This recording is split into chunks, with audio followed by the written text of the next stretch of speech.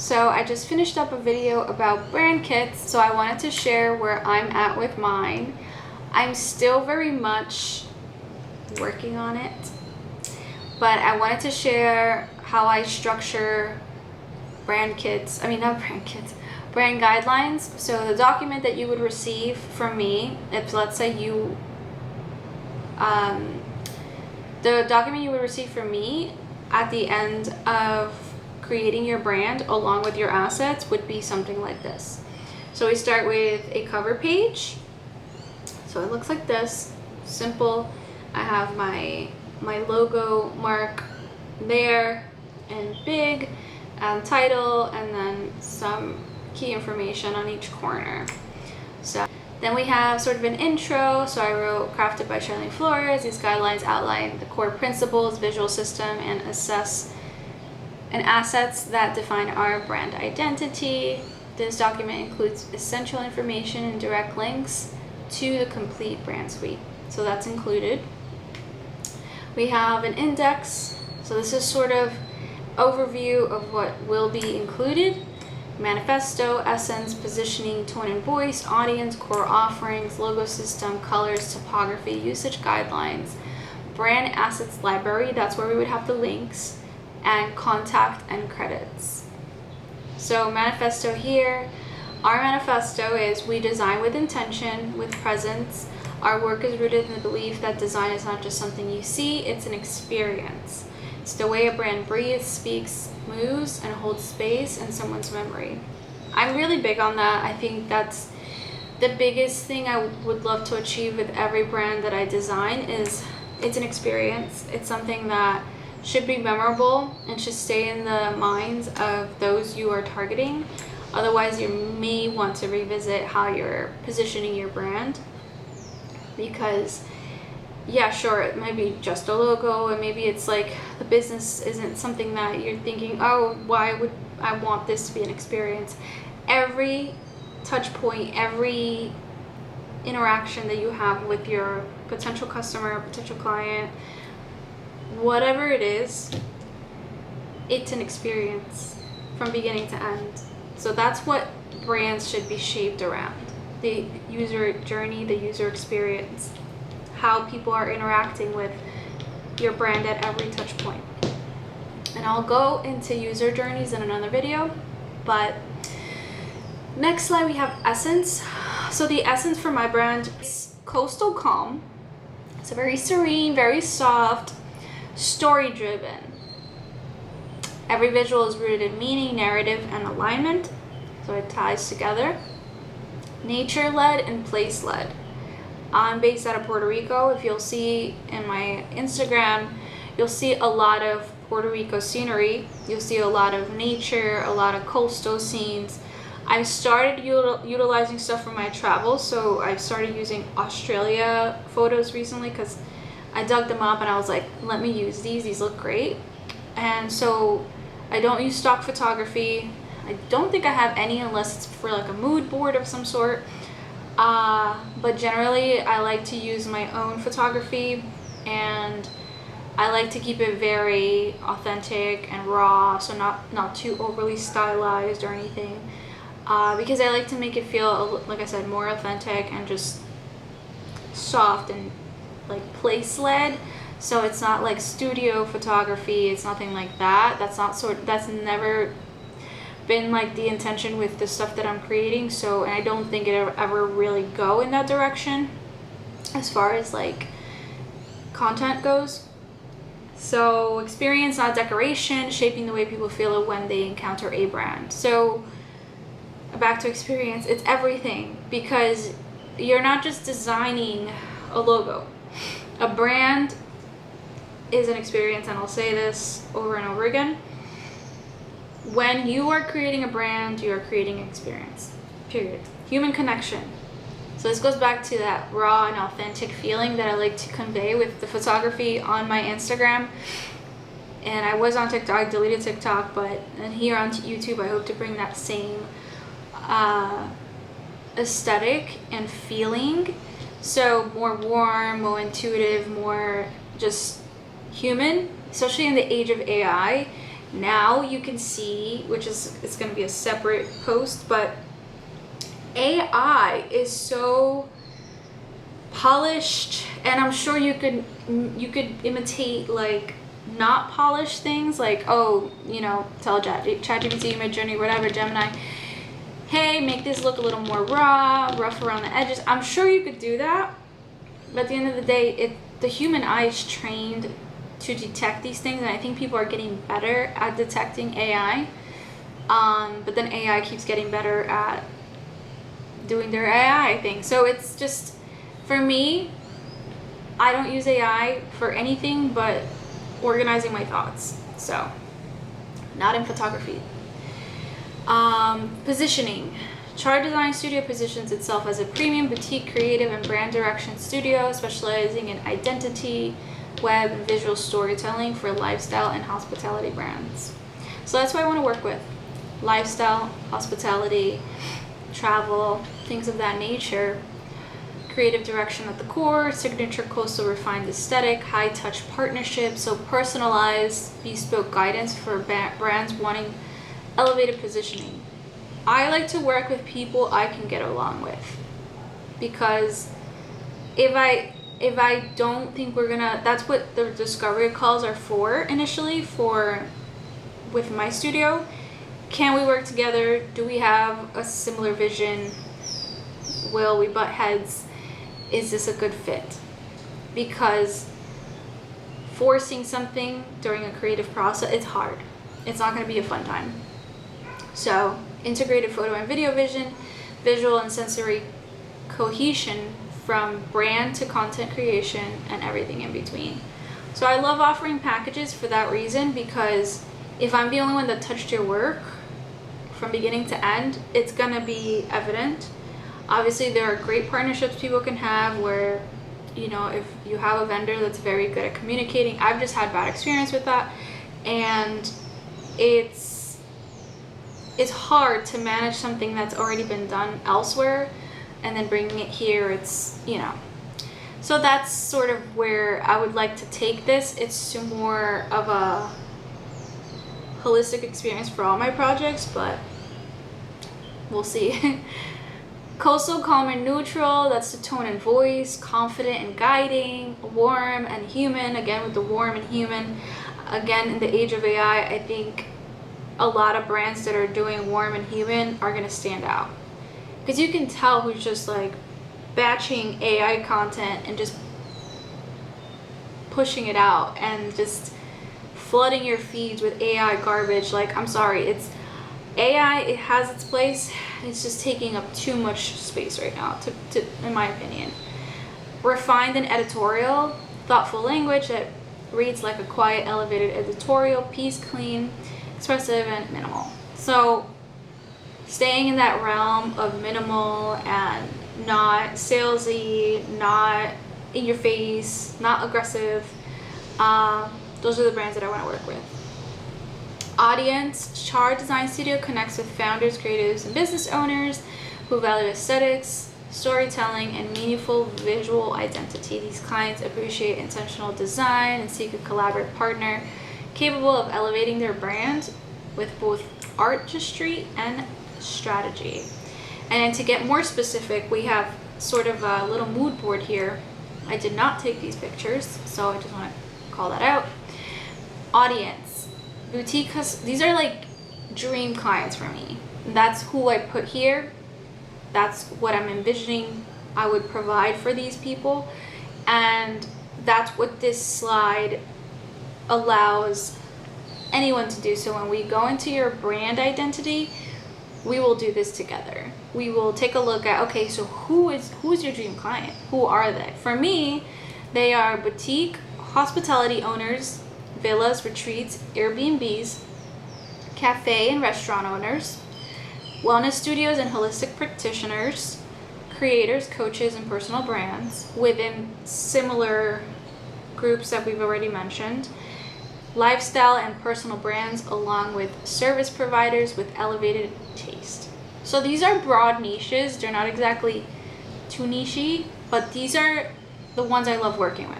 I've worked with Airbnbs, I've worked with retreats, I've worked with real estate, and I've worked with holistic practitioners most recently.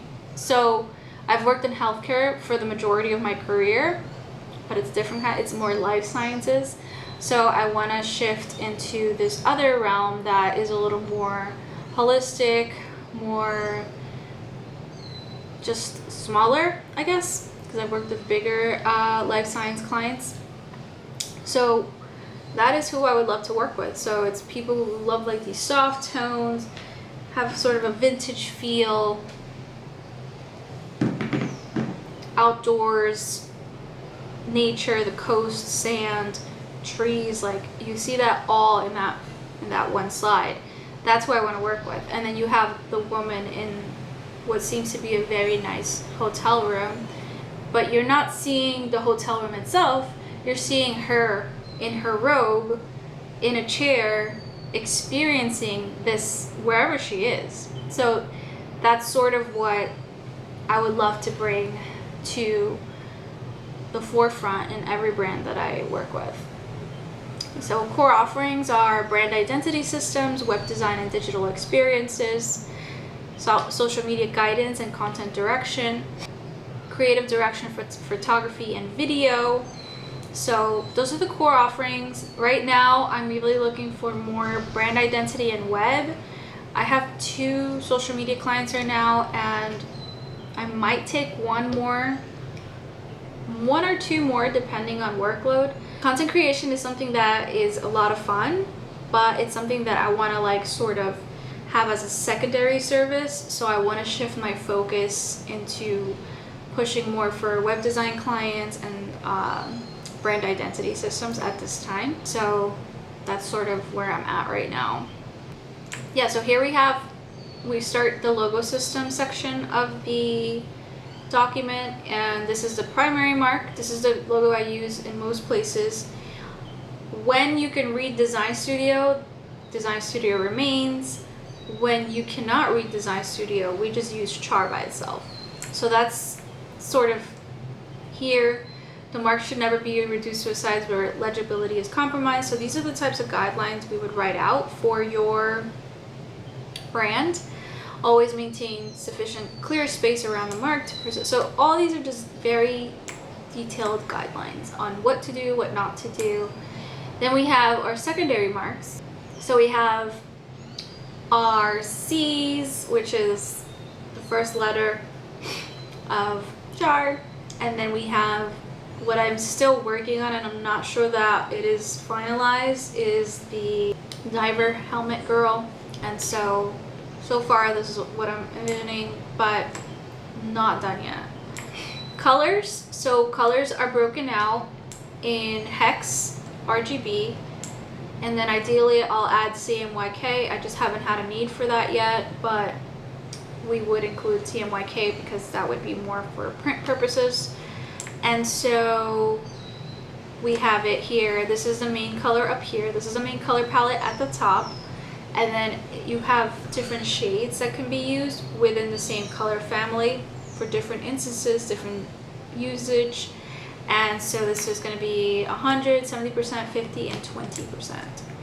And then here we have a small guideline for each for usage. So here we have text and backgrounds, highlights and backgrounds, highlights and backgrounds, highlights and backgrounds, and then the white is only ever used on backgrounds. But I need to organize this a little bit more, maybe have some examples. I would love to include more examples there, but that's general usage guidelines there. Then we have typography. So again, this is still a work in progress, but we have our hero heading. So those are like the biggest headings you're gonna have. Heading 1.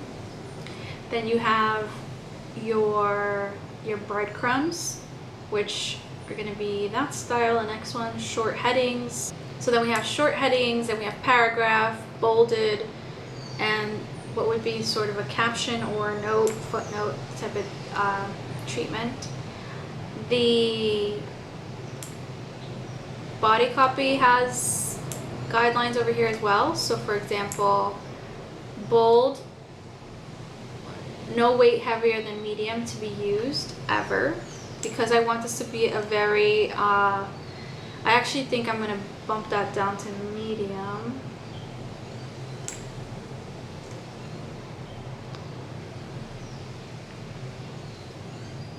To regular. So the reason I want this to be more so not too bold is because I want this to be a very soft aesthetic, very just not abrupt, so nothing too bold, nothing too heavy. I want it to feel like flowy and light. So that's sort of the thought behind having specific guidelines like that, because I have gone through brand kits that have been handed off to me and they don't have things like that. So then you get to that point where you're like, okay, what do I do with this? So you just bold it and you just do whatever you think looks best at that point. But then if another designer works with the same brand on another piece and doesn't carry it through the same way, then you're gonna have this mismatch because you didn't have that guideline in your brand guidelines. So then we have visuals. And so the way I'm breaking up my visuals are very soft, very kind of dim lit.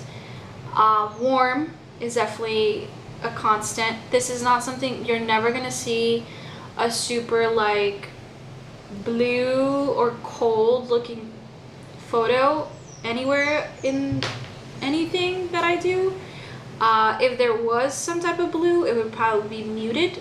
And so that's sort of the look and feel for the general imagery in the brand. But then I'm breaking it down into earth. So you're gonna see a lot of, again, scenery, Puerto Rico, nature, coastal areas.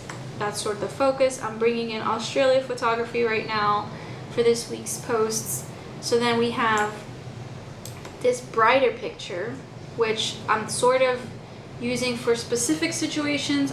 I'm leaning more into that dark tone now, but as you can see, this is blue, but it's not high contrast, it's not too blown out, it's more so muted as much as possible. So as you can see, it is blue, it's bright in a way, it is because the setting is bright, but it's muted. So that's more or less how I would present the coast version of photos when not in that more dim lit type of imagery. And then minimalism. So we have a coconut shell and dark brown leather. Those are two key patterns that I'm incorporating into the brand. And the coconut shell obviously ties back to Puerto Rico, coastal, tropical, and then the leather is just giving that sort of vintage nod to old leather bound books, leather sofa, leather, it gives that mid-century, that vibe. So including the lighting, when bright, warm and gentle. So emphasizing clarity and texture without sharp shadows or high contrast, like I mentioned before. So very minimal when using objects, very much laid out in a minimal way, sort of like that photo there. We have brand application, and this is where we would go into how social media posts are being treated. So social media posts being treated, print, other materials, I have not gotten that far. I can show you some of the general templates that I have for Instagram right now. So we have one with like a photo and a headline, then we have your standard top and bottom, header and footer, which the footer has my logo very small and then my website, and then the top has a category for the post. I like that, it's very organized. And then we have one that's more not image heavy, but it has these green and white stripes that I really like. It was actually inspired by my towel that I found. But green is definitely a key color in the palette, so it works out. So it's actually this green and this white. So then we want to look into some of the key things we use on the inside. So we have this notebook thing going on. That's been trending. We flip it. We use it in different orientations. And then we also have your basic white with dark brown typography here. And that's more so for copy heavy posts that you just want to interchange and have different types of templates. The way that I've been evolving this right now has caused a lot of different versions of this, but it's still within the same style. But you can tell it's still married to each other. They're different, but as it's evolving, because there's sort of a foundation, I'm able to tie it back to what I have already established, which I love. And it's just been so much fun working on this. I have my brand kit here. I'll share it here. So showing the logo in different color formats, what would be a brand kit if you had one, versus what I just shared, which was the brand system, and it's not done. So yeah, that's what I have so far, and working on it. And I've even thought about changing the name. So it's been kind of like I mentioned in my other video, I wasn't sure if keeping Char was wise, but I'm gonna stick with it for now and then work on evolving that in the future if need be, or keep it as Char forever, who knows. So, but yeah, that's what I have so far.